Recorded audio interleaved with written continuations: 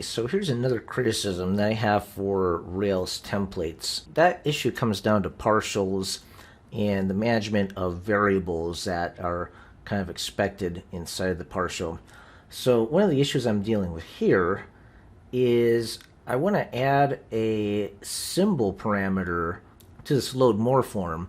But if I add a local variable that's expected, I think that this symbol is going to try to reference this and it's going to be undefined, meaning that everywhere that this load more form is used, you're going to have to declare the symbol local variable when you're calling it. Here, let's pull up where load more form is being included as a partial. Okay, so here we have that particular partial being used here inside of the turbo stream. As you can see here, the local variables are being set, and it's setting the stonk notes variable. But now if I add like another local that's expecting symbol, you're going to have to change all the references calling this. Let's see here. So if we reload this page, yeah, see, undefined local variable or method. So that presents us a problem right here. So I stepped away for a while and I took some time to think about how I could do this load more form better. And the solution I settled on was to make the local variables used by this partial more open-ended of an interface. So rather than passing in a list of variables that might be used, which could break the system if that parameter list changes, I opted instead to have load more form receive a generic single parameter called filter. This filter variable would be a hash that can contain any number of items. And a hash is a data object that we can access more safely because an exception won't be raised if there's a missing key. So instead of having a symbol parameter, I changed this so that both the cursor variable and the symbol variable would be included within the single filter object.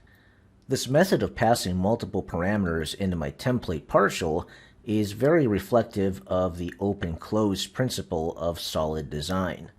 A single hash allows you to add the ability to use even more variables in this file without having to change the way that this partial is interfaced. Now, the other issue I noticed while working on this particular partial is I have this data stonk notes target cursor. So apparently in a stimulus controller, I must be referencing this hidden field tag here, cursor somewhere. But the thing is, I don't really know where I'm trying to reference this, where this is being called, if this is still even being used, because this might actually be dead code here. So what I'm going to do is just do a quick search, find in files of the cursor target. Okay, as you can see here, I have in stonk notes controller a target declared here called cursor. That would be referencing a load more form. We could at least make that assumption that load more form would be included somewhere that's accessible to stonk notes controller, and that we're referring to the same cursor target. But let's see here.